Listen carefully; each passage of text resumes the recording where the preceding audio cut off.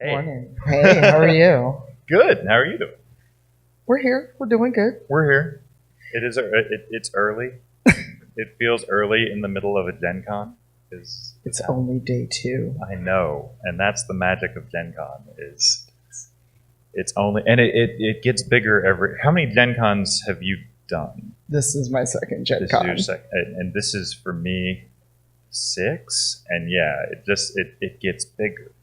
I just that is the thing I can't get over about Gen Con is just the degree to which the hobby is growing overall. But anyway, So I know who you are, but let's talk very quickly about kind of who you are and what Roll20 is before we get into the meat of our conversation. sure. So I guess the way I describe starting Roll20 is, and my role in it is it's shake and bake, and I helped. So we're an online software as a service that exists to play games over the internet.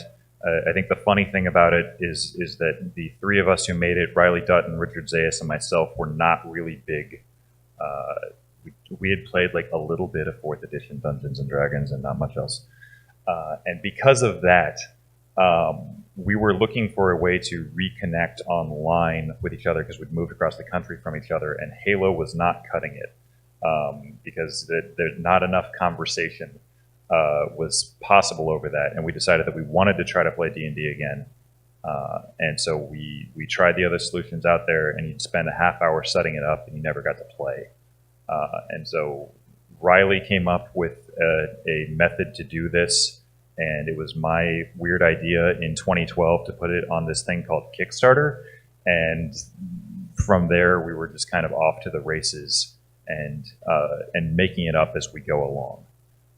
And that's over the years, my contributions have been very much in the branding realm, in the community wrangling realms, and like trying to figure out how to make a space online in the present day that's like not terrible, which is how we got exposed to your work and something that it was really important to us in as the internet, particularly around video games, went to hell in a handbasket, and trying to figure out what how do you work ethically in that environment, and in that regard, it started in on a lot of the things that you were writing and you were sharing at the time, and there's following those sorts of things has kind of been my role in this. Everything from with Dylan Todd coming up with the concept that the die was going to be pink and that we were going to use Twitter Bootstrap as the UI setup so that it was not a traditional fantasy. We weren't going for the wood grain and the ring bearer font setup. What? You didn't want to emulate Frodo? Looking for the No, ring? we didn't, and that was a really the thing to me that it's weird that we got right in all of this is we weren't it. I think we are fortunate, the three of us, that we were outsiders, that we were not in the industry. I don't have the 2-degree Gary Gygax told me this was okay thing, and that was really when we started out, we didn't know who the hell that was. You admitted this at Gen Con? I mean, that's one of those at this point, this guest of honor, I can admit it now. I can get away with these things, but really, in the Kickstarter, one of the first things that folks asked for was a card deck so they could do Savage Worlds Initiative. And we were like, what is Savage Worlds? What is that game? There's other stuff. We built, in addition to wanting to play 4th edition Dungeons and Dragons, we decided we wanted to play Settlers of Catan. And we knew that was going to be really good for the interface in terms of making a virtual tabletop, because there was Settlers of Catan has how many card decks in it, and it has all the token pieces and all that stuff. So it was making certain that we don't just become a simulator for one game. Our best decision could be, let's do this really complex hex grid board game And that was the second thing we tested in there. But as people started to come to us and say things like, hey, put in a card deck to do Savage Worlds Initiative, it was boot camp, because we had no idea the breadth of this industry and just made it up as we went along. Which is, you role played forever, ostensibly, right? Forever. Yeah. So I actually kind of got my start with gaming in general in doing the first edition D&D and dealing with the, oh my god, that is the devil from my mom. So it's interesting because like I know who Gary Gygax is, like I'm aware of who he is, and it's interesting because our experiences are vastly different in this space. For me being brown and female, there's a lot of what you play D&D, unicorn nonsense, and the whole black girls who game are unicorns, and well, especially in this realm because I'm going to put it on the table. Gen Con is a very white space as this tabletop, and so it's been interesting in chatting with you and other folks the shift I've seen just over a couple years at Gen Con. There's a lot more women here. There's a lot more people of color, but still not a lot for the amount of people that are here. Yeah, I mean, I think that's something. Well, in a conversation that you and I have had in terms of like, it was difficult for us starting out to get enough candidates applying for jobs that weren't white dudes, and it was straight up a matter of like, we needed enough people to vouch that we weren't jerks. And we needed to figure out we were never so bad as like putting out the job application for we're looking for a ninja rock star or any of those things that are like clear turnoffs as to this is a dude bro startup culture space. But still like getting over the hump of saying we're inviting and we care. It's like not only is it something that has to be intentional, but it is something that like you can't just do it once. Like it's an ongoing thing. And I do think that overall it feels like the industry is doing that. And I think too, actual play has so much to do with that because it allows people to see themselves in the space in a way that overall is much. I think that there are so many people that have played World of Warcraft or Final Fantasy or whatever that understand D&D contributed to this somehow. Role-playing games, dexterity, strength, all that sort of thing. But they don't know where to enter. And when you see these casts of people playing it, you go, oh, they're just like writing a story together and they're making jokes and that's cool and I can do that and I'm funnier than they are, so I'm going to go and get myself involved in this. And since you brought it up, let's talk about how kind of Roll20 and actual play and all that has kind of evolved, because a lot of people, the main question I always have with getting started online is, well, how do I do that? Yeah. Or can I do that? And they also don't realize that there's more to tabletop than D&D. Yeah, I mean, guilty as charged too in approach to that initially. No, I think that actual play in particular, helps lower the barrier, and that in large degree was what we were trying to do with Roll20. Was we were trying to lower a barrier to entry. It was about the idea that the other programs that we were using, we were spending a half hour figuring out port forwarding and getting everybody to download the thing, and so it was like, we're not going to be downloaded. It's going to be in the web browser. You're not going to have to figure any of this out. You're going to be, you send somebody a link and you're in. You don't even have to create an account. You're playing. And getting over that, like, I have to read the 300-page rule book cover to cover before I sit down and try this. And I think that's what actual play has done. And our rise is directly tied. I mean, I still recall the first time JP McDaniel and the role play folks were doing stuff using Roll20.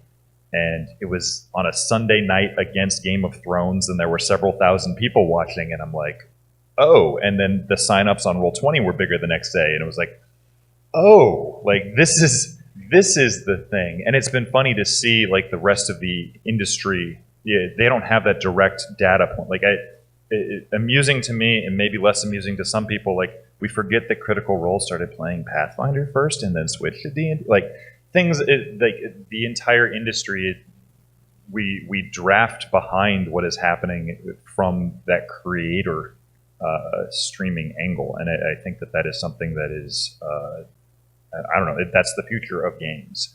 Is that sort of audience participation as we look at esports, which is something that I've been involved in and care passionately about.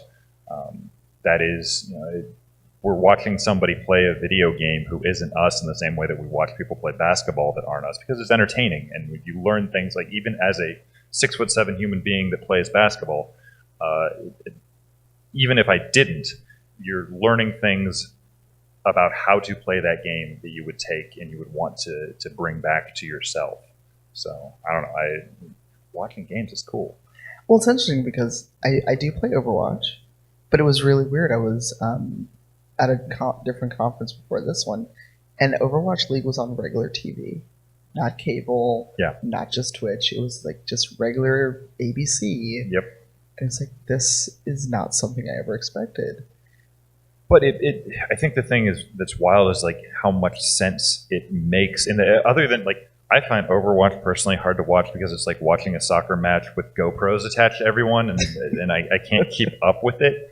But in the same degree, like one of the things that early on with Roll20 that we knew it was a success, my in-person game master watched one of the first sessions that we as the development team streamed on Twitch, and he goes, "Nolan, I felt like I was watching a bunch of people play D&D. For better or for worse." And I was like, that awesome, in a good way or a thanks. bad way? Yeah. Thank you, in-person game master. I appreciate that feedback. But that was the thing that like let us know that it wasn't bogged down in the interface. It wasn't hard to keep up with what was going on. It was okay. There's a virtual table and we can see the maps and tokens on it and we get what's happening. And there was voice, and that's another thing in all of this is like just the rise in our ability to talk voice and video now over the internet. Like when we started back in 2012, Google Hangouts audio and video got out of sync after 20 minutes. Yeah. Like you had to refresh, and just the advancements in that are enough that that is not inconsequential to the rise of all of this. Yeah, I mean, because now there's Zoom, there's Discord, there's all these other things you can use, and we're not stuck on Skype. Well, I mean, even our decision to like do WebRTC and have our own voice and video in the interface was something that was like a super big deal. In like one, in terms of an obligation for us in keeping up with the technology there, but two, like the amount of folks that made a difference for, because it was like I don't have to have open 3 different things. I don't know. It is really wild, just the how much easier all of this continues to get, and that really is the ball game. Allowing all of this stuff to get easier and more people to get into it is why it is growing, and at a wild rate. I don't know if ICV2 put out numbers this past week about retail sales for the hobby industry. And I think it was like they were estimating that role-playing games in stores is something like $55 million a year, which seems nothing. Like I know the hobby is a lot bigger than that, but that was a 30% jump in estimation based off where it was last year. And that's the sort of thing that just goes, whoa. That there's no. I still remember an early meeting we had with the Dungeons and Dragons team where they were talking about like, so where do we think the ceiling on 5th edition was? And we're sitting there like, there's not one. like this may just go forever. And then being like, really? And like data wise, like no, like we don't. More people came today than came yesterday, and everything tells us that more people are coming tomorrow than came today. Hold on to your butts. And that's been the experience. Well, since you brought up growth, let's talk about the growth of the hobby in both the sense of what Roll20 is doing, but also in the sense of a lot of people still have this idea that people of color, queer folks don't game, or that we don't exist in this space, which we know is not true.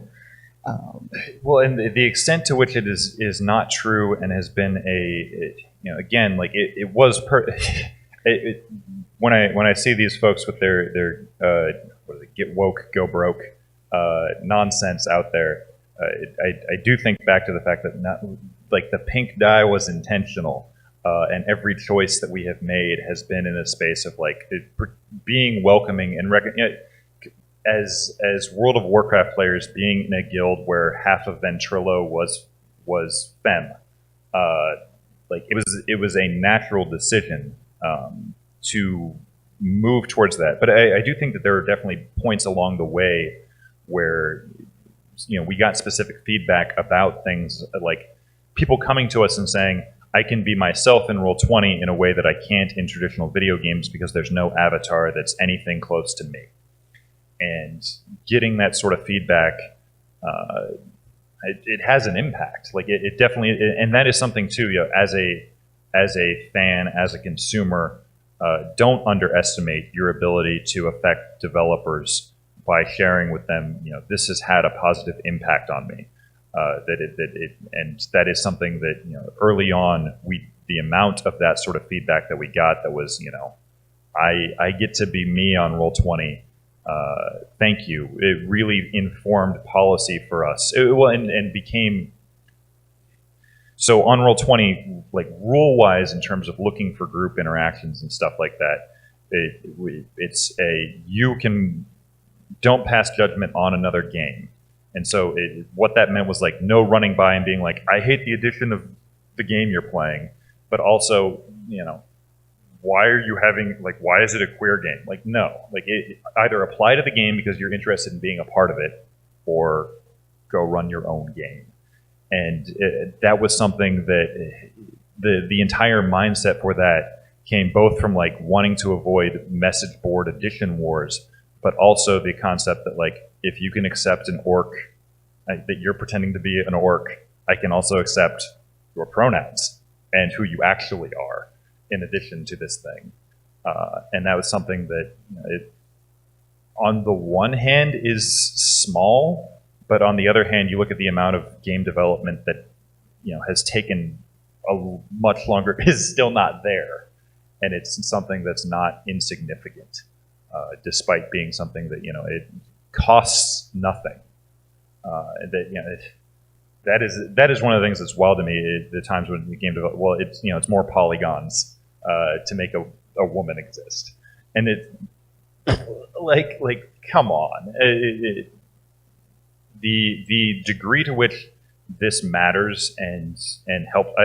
I have enough Neos and Luke Skywalkers and Frodos who look like me. I'll be okay. And moving past that, and particularly again in Roll20, like all we have to out of the way because you're bringing yourself, and continuing to make the choice be a good choice. So does that answer? Is that ramble? Sort of. But let's strip away the whole. We both know that there are people that are not just cis straight white bros in this industry. Not just making games but playing them, but they don't get to come to things like Gen Con because Gen Con's not cheap, or things like PAX or what have you.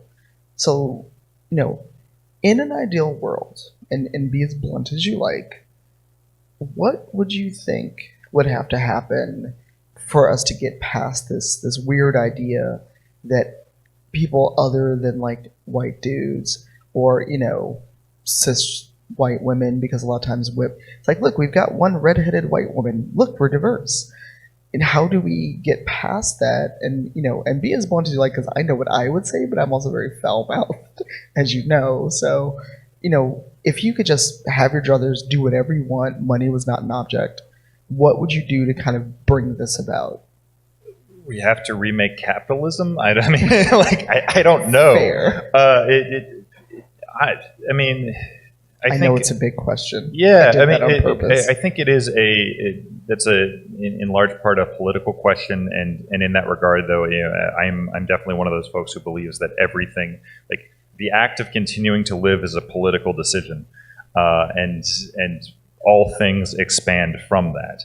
So I mean, I guess like where I feel like I am personally, and where Roll20 is in this is just continuing to put people in positions to speak, and then listening to them when they speak. And in all honesty, I think that was in large part, the lessons for us around Gamergate and things like that, where we're very simply like, okay, all of these people are pointing out how very much this is not about ethics in journalism. Maybe they're onto something, and listening to that, and kind of moving aside. I think that becomes the key, is like, taking people at their word, and I do think there is a degree to which, as a straight white dude, I definitely sit there and go, like, there's definitely things about the Twitter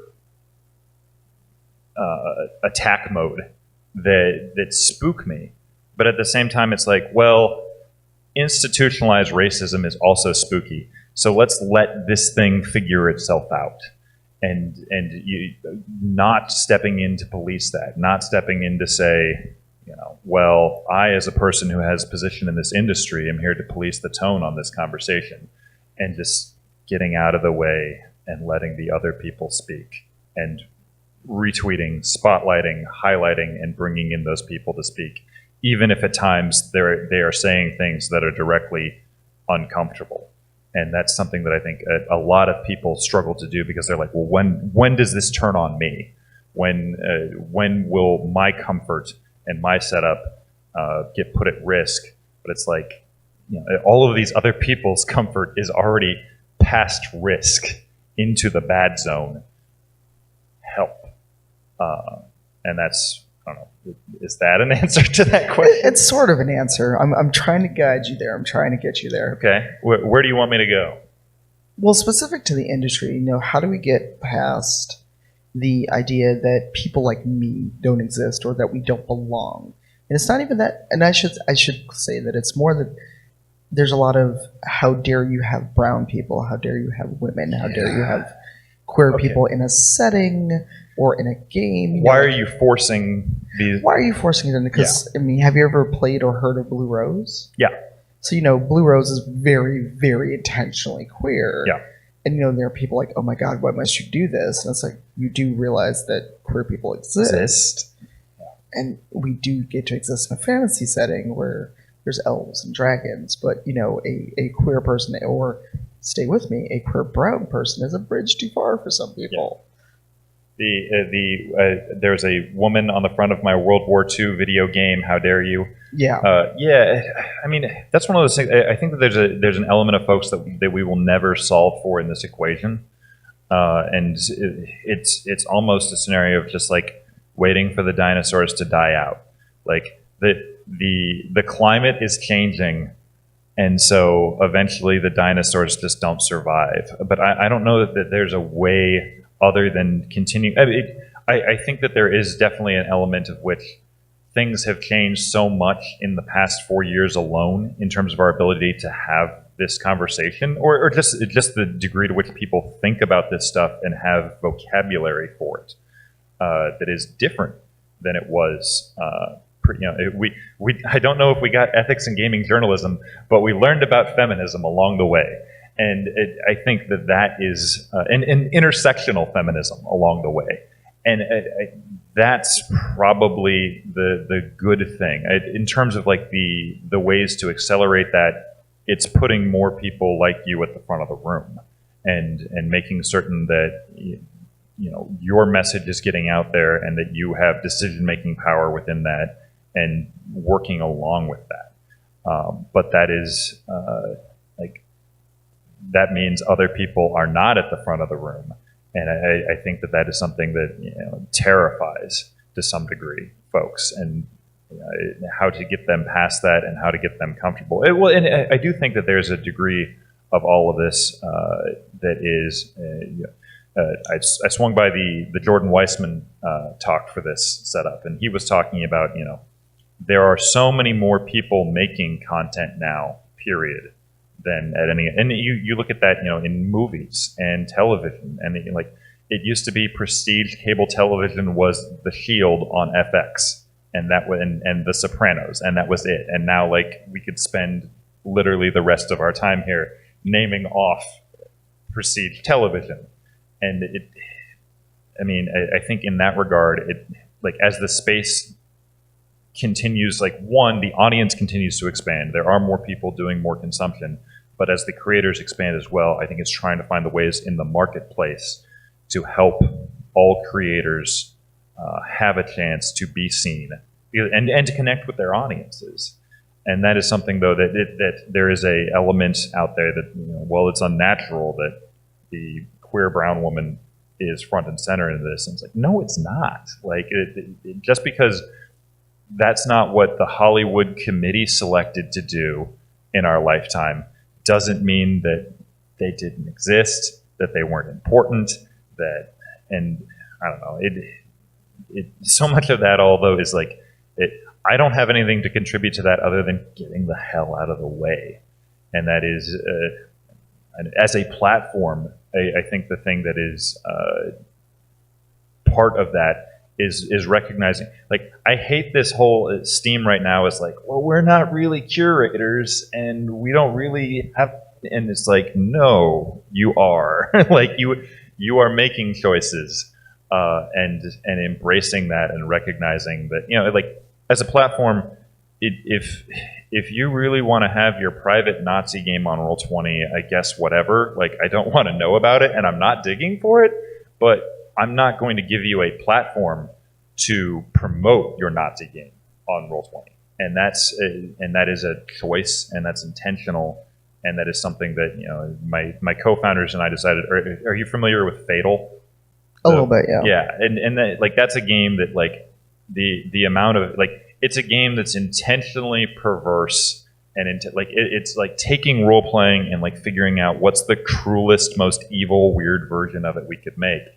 And that was a sheet that was submitted to Roll20, and we were no, if you're going to play this, you have to you will have to load a custom sheet into the interface every time. We're not having that on the drop down menu because it only seeks to provocate.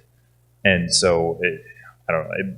The flip of that is making certain that you are intentionally. The only game that I, as a person who is not good at long-term repetitive tasks, has put into the interface is The Quiet Year, which is a game by a queer creator that has a lot of theme bubbling under the surface of it about survival and who we are as people. I've never gotten to the end of a game of The Quiet Year where I wasn't sitting there trying not to cry in a group of people. And to me, that's the only time that I was I have to make certain this game exists on my platform and that other people can get it. And I'm, contacting the creator going hey, I'm doing this. Is this okay? I want you to make more money and I want more people to know about what you're doing. And Avery Adler is the bomb. And going at it in that route of just going,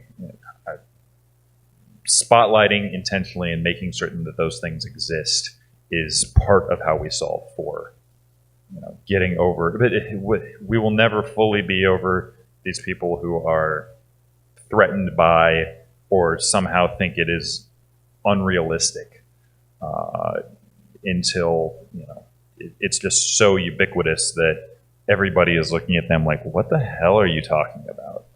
And it will get there. And they'll be mean to us the entire time we're getting there.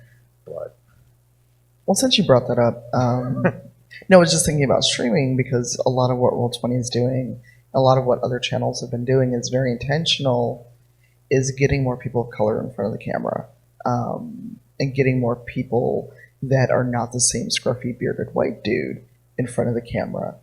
And I was just wondering what you thought about that intentionality and how that will shift things because, this year Actual Play was recognized by Diana Jones and it's been going on a while though. It's not like it's new. It's not like this is groundbreaking and oh my God, people are suddenly streaming their game or podcasting it. I think too, like the thing that's funny to that is like, and we talk about this a lot as staff, is like finding not the scruffy bearded white dude, but we also have the scruffy bearded white dudes. And I don't think that there's anything like, I think that there's an element of that which is like to the overall, how much do you like take that pot shot? And it's one of those things like, I can handle it. There are other people out there who are fragile and can't handle like you, cis dude. Like people who have problems with being called cis, and it just like breaks their brain that, well, I have a label too now. But in terms of bringing in more people and making certain that there's representation, it's literally about saying like, you can do this too, and that, you know, that you don't have to be Gary Gygax and have read the book front to back to jump in and play and have a good time. And I think that that's something that, you know, these games are universal. Like there is the play acting of it is natural. It is something that is fun and I think becomes incredibly intuitive. Like having to watch any first timer and you see the moments that they start to get it, like that is something that has nothing to do with religion, with race, with it. And you bring yourself to it. Absolutely, those markers that you have and that you are a part of evil Catholic paladins hiding in the background of the things I'm playing. But you know, the choice to bring more people to the table and to make certain that those people are leading the charge, I don't know. There's nothing but good that comes from that, from my vantage point, other than the guys in the back of the room, you know, having a fit. And that's something that I don't know what to do for them. It's like 10% you feel sorry for them, and 90% you're just like, go away. Like, why are you taking shifts to irritate us? And that I don't like. That is the thing about the internet overall, and curating internet platforms, internet spaces, which is just wild. The extent to which we early on talked a lot about, you know, how do we, like, you don't want to kick the hornet's nest of that, but at the same time, like, how do you make certain that other people, like, early on in Roll20, the amount of times that we'd see someone talking elsewhere about, like, well, I didn't report this interaction that was bad because when I report things on Twitter, nobody does anything. And making the assumption that, well, if I report something at Roll20, nobody will do anything here either. And the amount of education and UI, UX, and that goes into just making certain, like, hey, when you make a harassment report, someone will read it and something will happen, is, I don't know, not small, but that's what has to happen in order to better the spaces and in order to change. I mean, we're at a convention. There has to be a policy on how interactions will work. There has to be a code to guide us, and that's the sort of thing that, we take that for granted to some degree. But now, in 2018, none of us are going to attend a convention where it's like, where is your code of conduct? Where's your cosplay rules? Where is what's going to happen when something goes weird? And that's important. And I think that is just part of the evolving world that we live in, and just the overall changes that, I do think that one of the things that is difficult just with the internet overall is just our interactions with each other are different. That, people feel entitled, like they get into a rhythm of being able to say awful things to people online, and some folks are so bizarre that they take that into the real world as well. Yeah, tell me about it. Yeah. So just one last thing that I was thinking about, since we keep talking about like shifts and how things can change. If you had to throw out a year, how many years in advance do you think, or how many years do you think it will take for things to actually change? And we've talked about reasons, we talked about how we get there, but if you had to throw out, let's say, a date in the future, being optimistic or not. I don't know. I mean, to me, there's an element of that which is like I think that that's a different conversation in 2015 than it is post 2016. Right. Yeah, and that's something that I don't know. Like, Just give me a number. Well, and in that regard too, I think that that's the weird elements of this in terms of like I run a business that is there to make money to provide for me and my family and my friends that I made it with and their families. Like the degree of playing catch up with overall the internet and taxation and like GDRP, GDPR privacy policies and all of that sort of stuff is like there is so much changing on so many different levels, and keeping up with all of that is near impossible. I think that you just continue to like, I'm going to get up tomorrow and I'm going to try to do good, and that's. But if we're asking civil rights leaders, when's it going to work? I think that there are some who would be surprised at how much it hasn't worked. There are some who would be surprised at how much it has worked, and both of those conversations are valid. And I think that will forever be, what we experience in gaming. I do think that the thing that it will change is that, and very visibly is changing, is the folks at the front of the room aren't going to look all like me in the future, and that's good, and we want to continue to push that. Cool. We might have some questions. I don't know. Thank you, Nolan. Thank you, Tanya. That was a really fascinating discussion. And, we got to hear a bit about both of your lives and careers that you've built up within the gaming industry. So I think the first question from the audience kind of piggybacks off of that really well for both of you. So I'd love both of you to answer that. What other careers did you or have you considered? Careers that I've considered. I actually wanted to be a professional novel writer. I used to want to be a lawyer until I worked in a law firm. That kind of killed that. And my other career that I had prior to this was I've been a lunch lady, like an actual Chicago public school lunch lady. And I worked in higher ed for 16 years, and never ever again will I do that, ever. So career-wise, the way I like to tell is, growing up, I did all the things. I was going to be an astronaut. I was going to be a paleontologist. All the things that kids get into. Saw Star Wars: The Phantom Menace and hated it so much I saw it in theaters 9 times and couldn't figure out why I hated it, and then decided I wanted to do movies.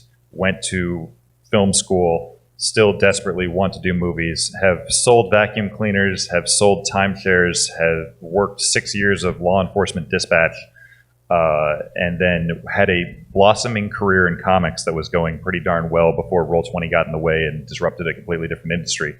And that's the reason we did a Kickstarter was, I'd seen a friend of mine, Frank Barbary, did a book that he eventually pitched to Image and did 1 issue of it on Kickstarter, and it did okay. And I was like, oh, that's but if film is... I often joke, like, I really hope that Roll20 doesn't end up being the first line of my obituary, because I really want to make movies and animation. So that's what I'm in for. That's great. I think the next question is kind of a fun one for both of you again. You're on an island. What game and food are you stuck with? Oh, that's tough. But since it's an island, I'm going with sushi, because I have to eat. I'll catch some fish. And Dragon Age 2. I'm going to die on that hill of Dragon Age 2. I don't know if I'm allowed to have an internet connection, but Heroes of the Storm is my game. If I could play that forever, it scratches all of the itches I need in gaming. But food, if I'm boring and say pizza, is that is that too stereotypical? Give me pizza or give me death. Oh man, I'm about the Indian food, but all right, I'll go with pizza. And you said before that you hope that Roll20 is not the first line in your obituary, and that you really want to get into movies and animation. But where do you see the growth in the future of Roll20? Where do you want to see it in maybe 10 years? I think that one, just looking at what the industry is going to do overall, I want there to be an understanding that there are games beyond Dungeons and Dragons, and that's not a dislike of Dungeons and Dragons saying that. I think it's just an important, like, there's other tissues than Kleenex, and there's other video game consoles than Nintendo. And we got to other video game consoles than Nintendo, and I want the same thing to happen for this industry. And then the big question is what happens with augmented reality. That I think augmented reality is the thing that changes, what we are playing in front of us. The distance between us is like, if I'm playing chess with you from here and you're, elsewhere in the world, and we're looking at the same board set, and it's easy because it's see-through glasses and we can still see everything around us, that changes the entire ball game. I think it's just a question of how long before a HoloLens or a Google Glass is there for at a price point that makes sense, and something that mom is using as well. That is where the industry ends up at some point. It's just a question of is that 5 years out or 50? And I don't think that there's there's a lot of people who would tell you that's 6 months out. I don't believe them. Is that an offshoot of Roll20, or is that their? So that is something we have not put in. So Riley, one of my business partners in this, is making has made a virtual reality MMO, and Orbis, and that's going well for him, and it's a cool game.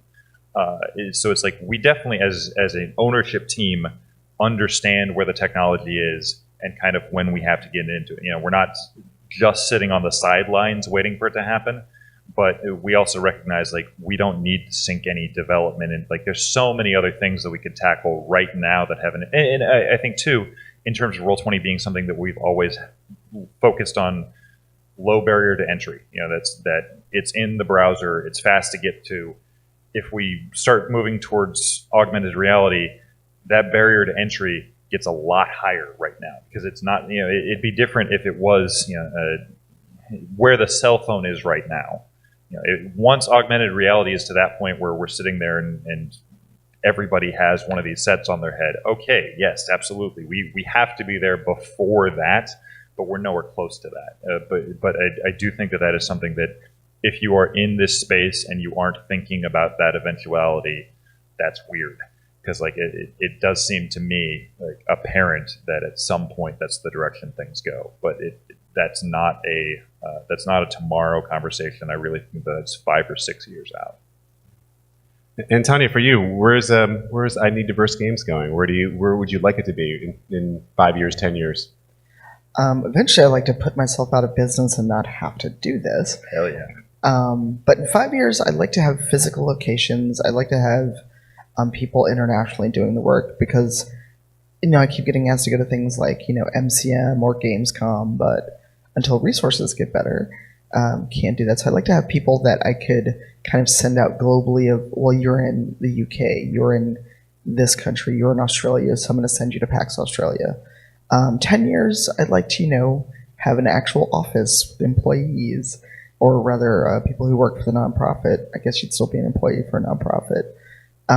But I'd like to eventually not have to have the message of still fighting about diversity 101 and that we exist in this space. But for now, I'd like to get more resources. I'd like to get more people in the industry and be able to give folks money to go to GDC in addition to a pass. In that, a question that came to mind: when do you think that the conversation moves past the 101? That's hard, because you think after almost 4 years we'd be past it, but every year, every convention I go to, there's always the 101 conversation that's needed, or if we do try to have a 201 conversation. Well, it still is needed. There definitely is still an audience out there that you introduce some of this to, and they're like, what? I had no idea. And interesting. I mean, as long as there are people who don't come up with the ideas of intersectionality, as long as there are people who don't understand that brown people exist if they live in a very, homogenous area until they go work or they go to college and don't see anyone unlike themselves, we're going to have to keep having these conversations. Because as long as people kind of stay in their own little bubbles and self-segregate, they don't get out and learn these things. And it's not an economic thing. It's not intellect thing. It's people self-segregate, And until they go out in the world and go, oh, I'm not the only person like this. So until we get past the point where people willingly kind of huddle up in their own spaces, we can hopefully get past this need for a one-on-one all the time. Yeah, that's really aspirational. It'd be great to see I need diverse games not to be needed, but if it is needed, that it has a hell of a lot of money and a lot of support. Nolan, I'm going to give you the last question because I'm really curious. What's that movie or animation idea that's burning at your heart? Lots of weird science fiction is my thing. If I had to choose one thing right now, I'd really like to do I'm into investigative journalism thrillers, so things like Zodiac or Men Who Hate Women, The Girl with the Dragon Tattoo, All the President's Men. I want to do that with giant robots. That's so a kaiju kind of Pacific Rim. But investigative journalists that kind of lead us to the giant robots. So if I had to pick right now, that's the thing that's in the back hopper the most. All right, I'm queuing up my movie pass for that. Thanks. All right, thank you so much, Nolan, Tanya. You both have been fantastic. Thank you. You're welcome.